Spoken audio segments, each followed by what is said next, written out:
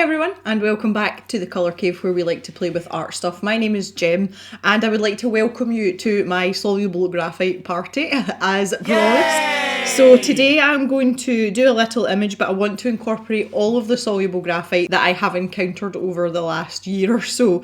So the things in my arsenal today are the Graphitint soluble paint pan set that we got in the scroller box just recently.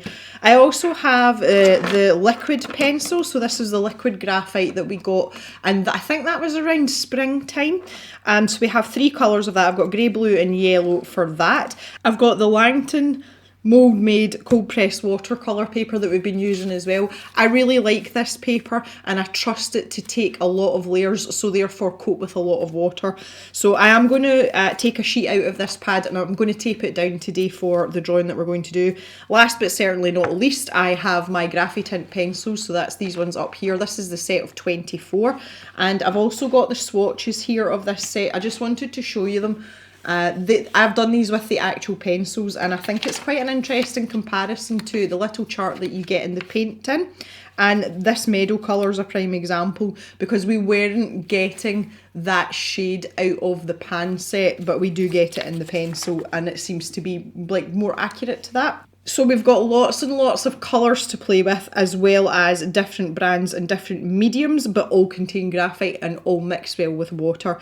So this was the artwork that I did for the scroller challenge that came with this little Graphitint set, and I just used the pans for this. I didn't use anything else. So I was thinking maybe we could kind of expand on this kind of idea. This sort of landscape, you know, this slightly sort of quirky, everything's on a little floating island seems to be my thing. I quite enjoy it. And it's very reminiscent of a lot of the platform video games I used to play when I was young. It's probably where it's come from.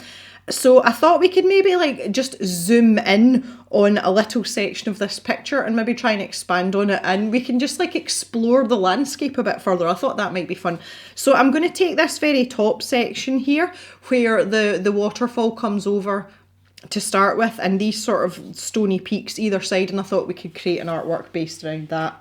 And we can start to think about the sketch. So I'm keeping this beside me for reference, because it's always good to have a reference. And I'm thinking we'll probably be looking from this side because we've got this tree here, so that's like a point of interest almost. So we need to think about it if we were looking out from one side or the other. So what I'm thinking is that we might have this might be the top of our rocky outcrop. You know, this would be like at the edge of the water. And I haven't really started to think about the perspective and things. I haven't got that far. I'm just brain farting this out. So I'm thinking that maybe this is just sort of quite rocky. But then maybe there's like a ledge here. And maybe there's a cave. Everybody loves a good cave. We could just see the side of the bridge. That might be quite cool. That looks very neat and tidy for a bridge. I think I want to make it a bit more rickety than that. So there's literally just going to be sky behind here as well, and I want to make this like a really like stormy type sky. So in my head I was thinking we could really work with this liquid pencil for that and really try and build it up, because you can get some nice delicate shades with this, but you can also keep going back and try and build up some depth and maybe use some of this blue as well. That might be quite nice. Okay, I feel like I'm kind of getting somewhere now. Okay, I think I'm fairly happy with that for a sketch. So I'll just lighten up the sketch with my kneaded eraser. I just have to give myself a reminder of what this liquid pencil is like, because I haven't used it since that outing with the scroller box. So I've just got a scrap of watercolour paper here, and what I'm going to do is I'm going to use a paintbrush for the liquid graphite, and I'm going to use a water brush for these bad boys and also for the pencils as well. Here's my trusty old number 8 round. This is a Winsor Newton Cotman brush. This was the first sort of proper brush that I bought that wasn't a budget brush. So let's just remind ourselves what this can do. Oh, I remember the smell. It's got a strange smell to it. It's not overpowering or anything, but I'm pretty sure... Oh no, I've tipped the grey out twice. That is not what I meant to do. Oh boy. Oh no, I'm going to have to find something to poke in there. Oh, there we go. Oh my goodness. So this has just exploded. Yep, it's still leaking. I don't know what's going on with that. Oh, it's not happy at all. And this is the yellow, which I seem to remember was more like a green colour. Yeah. Okay, so I want to grab a tiny bit of this grey and mix it up in this water here. This is going to be like a really sort of moody sky. I remember as well that I had to keep mixing this because what happens is the graphite all sinks to the bottom and you end up with just mostly water and not an awful lot of anything else. And it does dry a lot lighter than what you're putting down, because I think that was like one of the first things I experienced with it last time, was that I thought I was being quite brave with the colour, but by the time it dried out it was actually a lot paler than I thought it was going to be. So that was something that I kind of like mentally stored away for future reference. Okay, I'll pop this to the side just now. I'm going to have to let that dry off before I do anything else with it. I'm just grabbing a medium water brush. This is the Kuretake Zig brushes, and I'm just trying to see if there's any water in this one, and there isn't. So I'm just putting my base layers of colour down here. You know, like my starting point, and I always do this. And it's just really so that I can get things right in my mind. I do want this to be paler on this side, because that's going to help give us the illusion of being slightly further away. Now maybe this is a touch too pale, or maybe it's not pale enough, I don't really know yet. But we can figure that out as we go. Work my way around my ledges here, because I haven't quite decided what I'm going to do with these, so I'm better just to leave them, and I can always add into them. I seem to be getting a lot more pleasure lately out of not planning what I'm doing and just letting it happen. It seems to be more fun, and I don't know whether it's the result of the very tight time scales that I've got just now, or whether I'm just a bit more confident in my artwork, you know, that I trust my artwork a wee bit more, that it's not going to be absolutely disastrous. I'm not really sure, to be honest.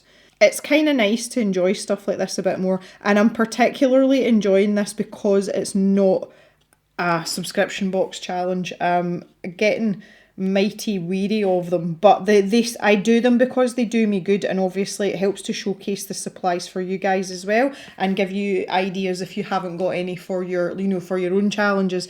But I've done a scroller challenge and or an upcrate battle every single month since January of 2018. Yeah, 2018. So, you know, you can see where I'm coming from with that. Right, now for the water, if I remember rightly as well, it was actually a light layer of the slate green that I used first, because in its very watered down form, it's pretty blue actually.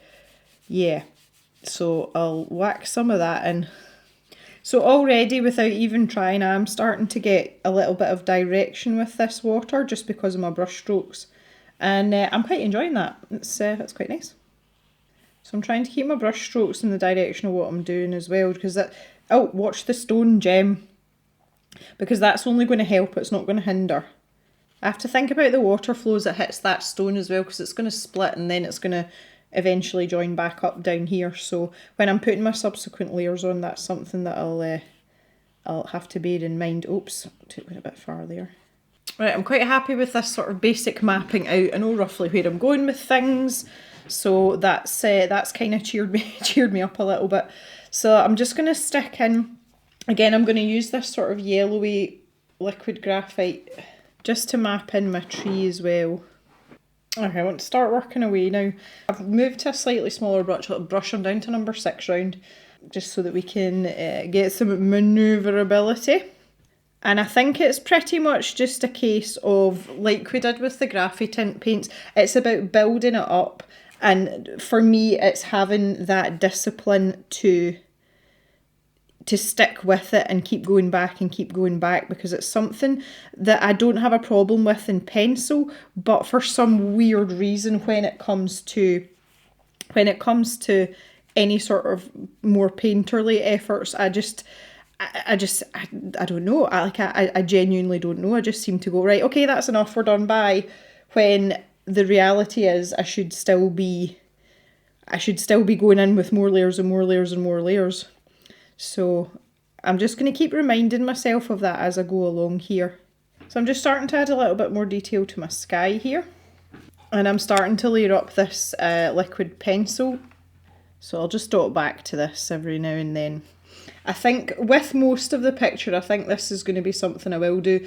Once I've got the bulk of this down to a point where I'm happy, I will go in with the pencils, the Graphitint pencils, and, you know, really sort of sharpen things up a little bit. Okay, so if we think about the water again here, I'm going to switch to the ocean blue. And I'll just work a little section at a time here.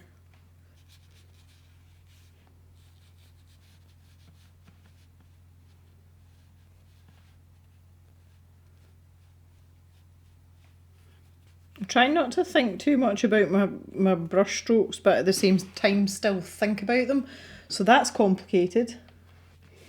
And also I'm thinking where it comes over here, there might be a few like really dark areas in here. Something that's bothering me is this sky. It seems really bitty, and I'm just wondering if I can smooth it out by going over the top of it without absolutely obliterating everything that I've done.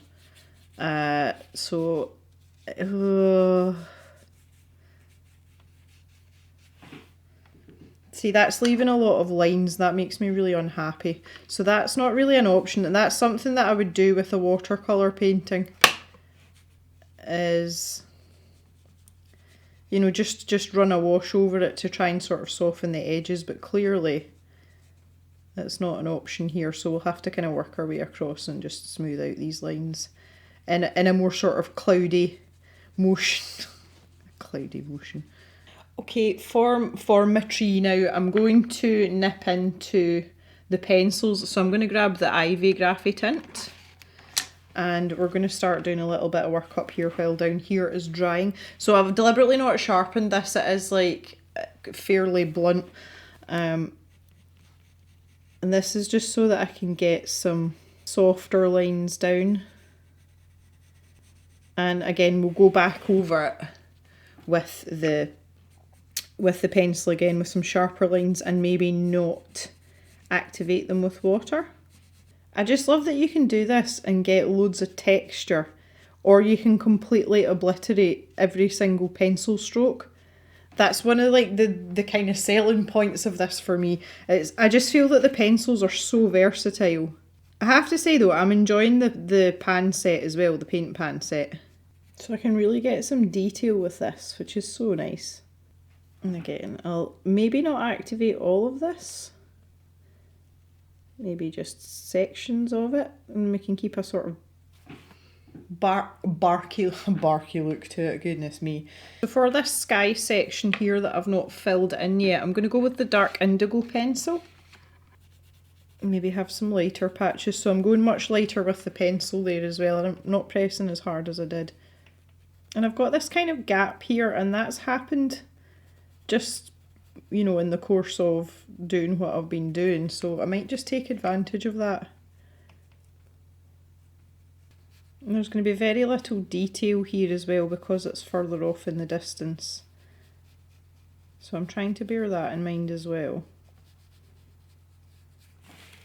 And to be honest, I don't think I want it much darker than that, and I know that looks quite pale, but I want to be able to have that differentiation between the background and what's over here in the foreground as well. Again, just this very, very gently.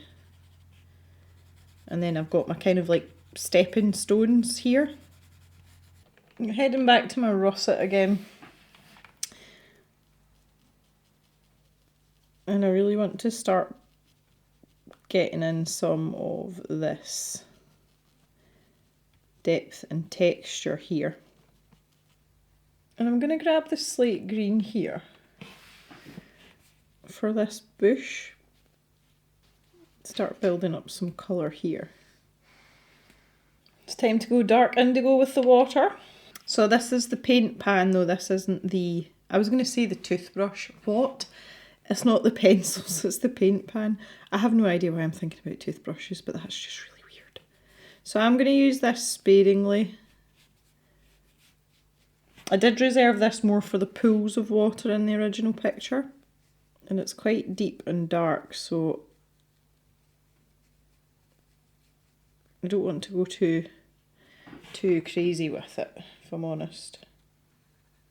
Okay, so back with my sage here. I want to give this more of a sort of gravelly feel.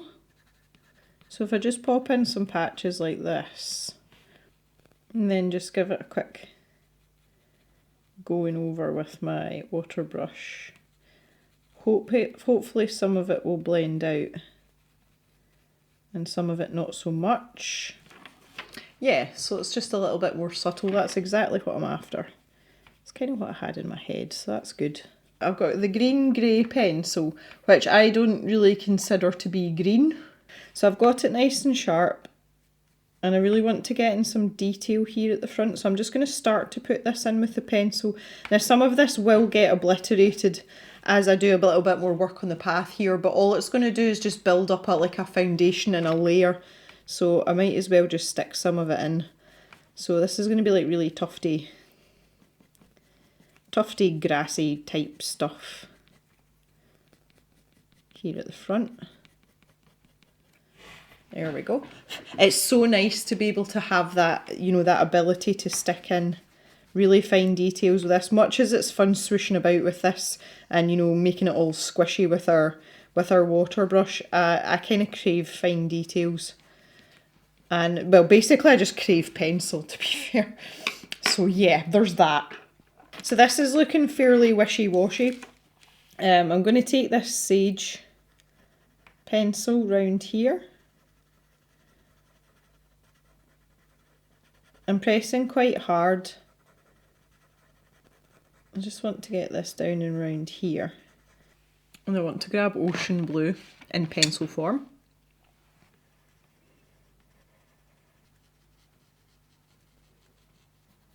So I just want to emphasise this part that, you know, that this is like a flat rock face and it's not part of this background. So I'm going to have quite a defined set of lines here, which again I'll just be building up gradually, just to separate them out from the peaks that are behind them. Now this is interesting because this is the Russet Pencil. It does look a different shade to the background, which is also supposed to be russet. So this is all part, as far as I'm concerned, this is all part of the one section. Now I want to bring a bit more uniformity to this sky. I do feel as if it's really bitty. I'm back with the ocean blue pencil. So I'm going to use my green grey pencil now just to start adding in some of the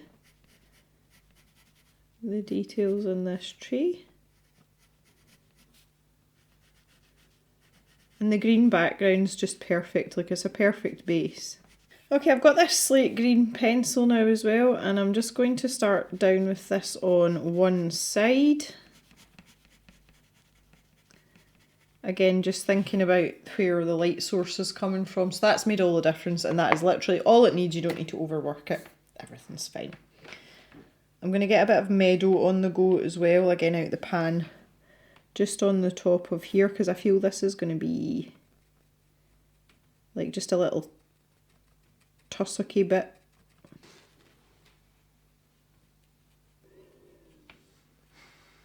Okay, sharpened up the russet pencil a little bit. And I'm just going to start to get this shadow edge under here. This is going to be like a real edge down here, down the side of my cave. Not to be confused with the cave, obviously. A cave, this particular cave, not this particular cave. I'm just going to stop now, just and get our little cave entrance in there. So again, russet pencil. I'm trying to keep this sort of definition between these two sort of facets and planes, which is now turned into this part up here as well. So, God, this has ended up turning out really complicated. This is not my original intention at all. But here we are. And then we're back to paint pan russet, which is this side. So I've had the opportunity to take a bit of a step back from this for a little while, and it's been kind of bothering me, and there's something wrong, and I figured out what it is. I'm a firm advocate of, you know, walking away and getting some fresh eyes. It's coming along okay, but when I look at it, all I see is like a sea of mid-tones. There's no decent contrast in the picture, and that's something that I'm going to try and remedy. I just want to fill in these bits with a base layer, you know, the bits that I haven't done, and then after that I'm going to really work on some contrast. So for that I'm going to employ some of the liquid pencil in its neat form, which sounds quite brave, but we can always thin it out if it is too dark. And obviously the pencils are great for detail, so I really need bits to pop out, because just now it's just all sort of mixing in together, and I'm really not very happy about that at all. So yeah, let's just get on with the rest of this just now. So what I want to do here is I'm going to take this autumn brown in the Graphitint paint set, so this one here. Just pop this back over. I had to have a little bit of a tidy up on my desk. Things were getting a bit out of hand for a wee while there. Okay. Now what I can do here is I can use the pencils to fill in the gaps, essentially, because these are supposed to be planks, and we'll be able to see the water underneath what's going on here. And I'm going to pick up the green grey for my sort of stepping stones here as well. So I'm just going to be a little bit rougher with my brush strokes here. Give this some texture. And pick up some meadow here for my other shrub. Now this may blend into the grass underneath, but that's okay. We'll do a bit of work on that. We'll get it right. And back to my russet. Now if you remember this part here that's a slightly different colour, this is the Russet Pencil. So I'm using the russet from the paint set, just to catch these little edges. Okay, so that is oh no, I'm telling lies. I was going to say that's all the base colour, and no it's not. I'm gonna try with the graphite grey here. Maybe this is made of the same stone that the paths are made of. You know, maybe they fished these stones out of the river to make the stepping stones through this part here. Okay, so I've got the blue-grey here. And yeah, this is probably a little bit ambitious in terms of the shade of it. But what I'm going to do is I'm going to darken the sky down considerably so that everything else pops out, and I'm going to use this blue shade right down next to our mountain range. So essentially what I'm doing is I'm getting some serious contrast between these mountains and the sky. Now I'm kind of thinking about this as perhaps maybe the storms coming this way, so the darker clouds are sort of looming in the background, but the foreground's maybe still in a little bit of sunlight, and that's something that is quite frequent. You know, you see that quite a lot, especially if there's heavy winds involved. It can be really nice and, you know, quite sort of fair and calm, and then maybe 10 or 15 miles away you can just see these horrendous clouds looming, and you think, oh, I'm going to get wet really soon if I don't move. So I'll keep the bulk of the contrast down beside these mountains, and I will let it pale out up into all these colours we've got here, because I don't want it to take over the entire picture. So that gives us the contrast that we need for this to stand out without like overwhelming the entire picture, and you can see that looks better already. So it goes to show you it pays to take a risk, but with stuff like this, say you can water it down. If you're not brave enough, you can go in layers and still achieve the same thing. So it is worthwhile just being that wee bit braver sometimes. And it's something, I'm definitely getting better at it. There's no doubt about it. I've come a long way, especially, see if you go back and watch some of my really early scroller challenges, I talked quite a lot, even in the sketching stage, about being frightened to commit my lines to the paper, and I spent a lot of time deliberating, and there was a lot of pauses, and I did edit most of them out. But it used to take me, even for a simple scroller challenge picture, it used to take me most of the afternoon to film those, because I was too scared to let myself do it. And it was an experience, and everybody starts somewhere. And I mean, in the grand scheme of things, I'm still a new artist. I've not even been drawing 3 years yet. I'm just coming up to 3 years. So I feel as if doing stuff like this has it's really helped me come on a little bit. But I really feel the difference now, because for a while I just thought, I'm never going to get any better at this, I just have to accept that this is how good I am at arting, and it's really not the case. And I'm sure there'll be experienced artists watching that will agree with that and will tell you the same thing, that even, after 20, 30, 40 years experience, you can always learn more. But I just feel as if there's a huge jump. When I look back now to where I started, my skills are, they've come on so much, and that's all part and parcel of it. And for me, this contrast thing's been quite a big deal, because I do favour really sort of desaturated, like really delicate, almost pastel colours when I'm drawing and painting. And it really, I can still use those, but just because I'm going to use a darker shade doesn't mean that it's going to ruin the picture. So, but it's something, I'm aware of it, obviously. I'm acutely aware of my failings as an artist as it stands at the moment. And I'm still trying to work on those things. And I think it makes me more aware because of you guys as well, because I know you'll point things out. And also, I'm doing this and I'm providing a service in inverted commas. And it does make you more critical, because you know that if you're not critical, someone else will be. But it does kind of force you to look at things. And that's been a real benefit of the channel, for my sort of personal art as well, which is really nice. And you guys are you're very nice about it. Sometimes you're a bit too nice, but it is appreciated. I want you to know that. And I know that some of you are growing along with me, which is really nice as well. Okay, see, now I feel as if I'm getting somewhere. So I just want to continue on. I'm thinking down here in this bottom corner, because obviously the sky's coming right down the side here. Again, not that it stands out particularly right now, but I think we should make this really dark down here. Okay, so just kind of working from right to left here.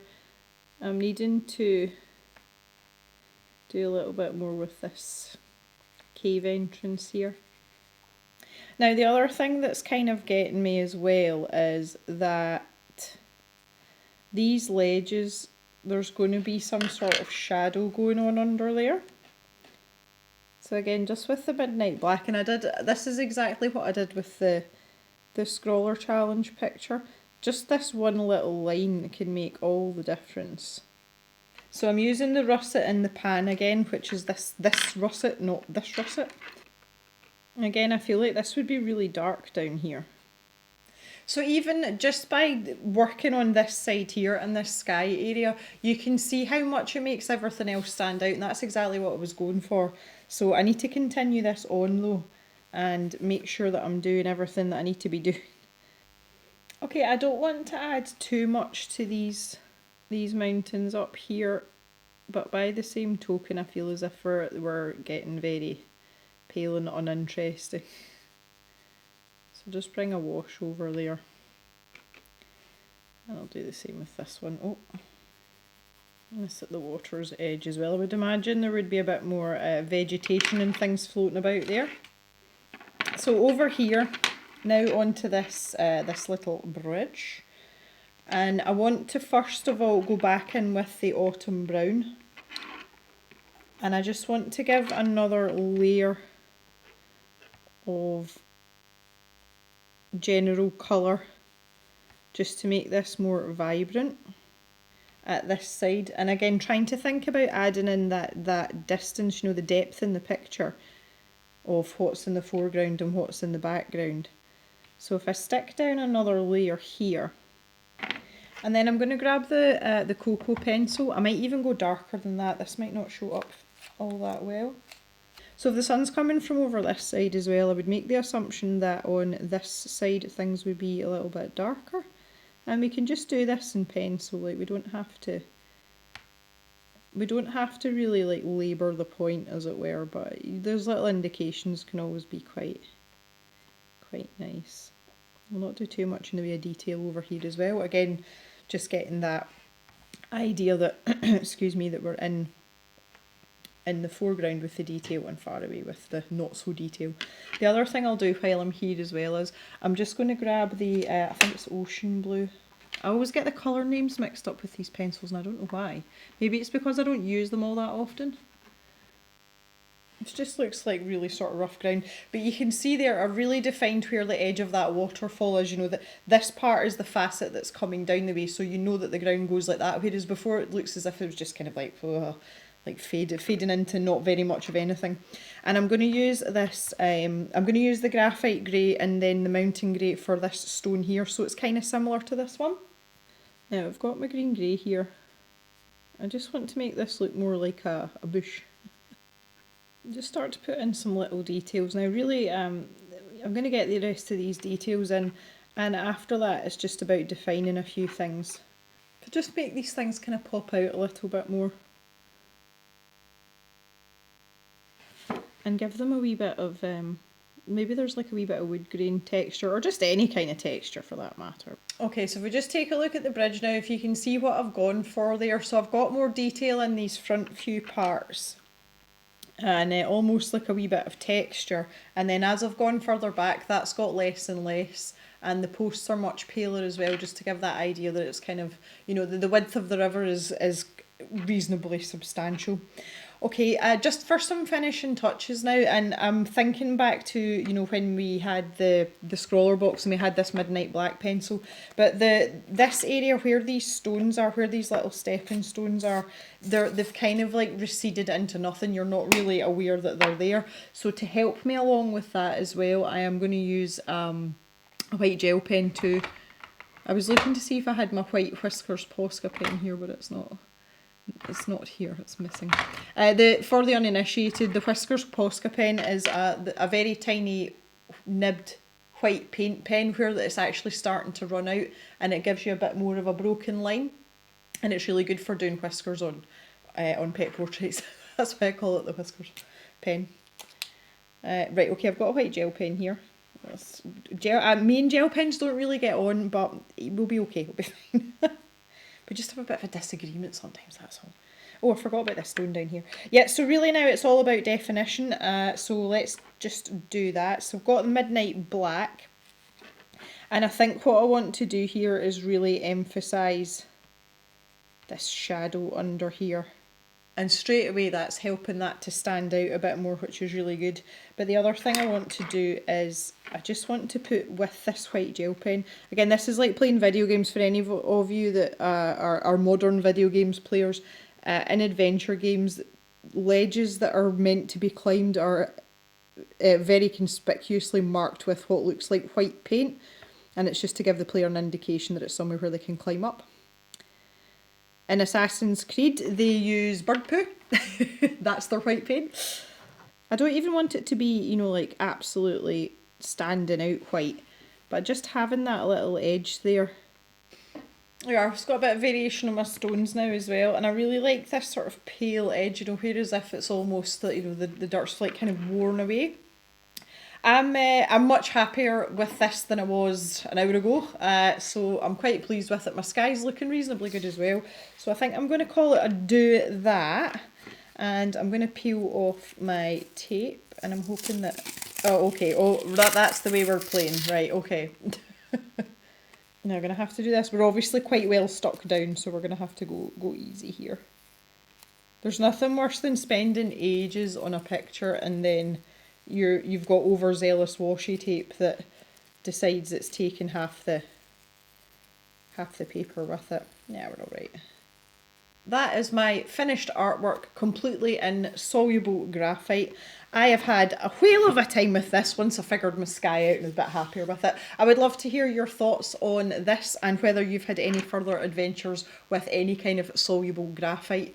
So I would just want to thank you very much for joining me today. I really appreciate the support, guys. Hit that thumbs up button if you've enjoyed yourself, and I will see you back in the cave on Thursday for the final video before Cavemas starts. So have a good day, everyone. Look after each other. Bye for now.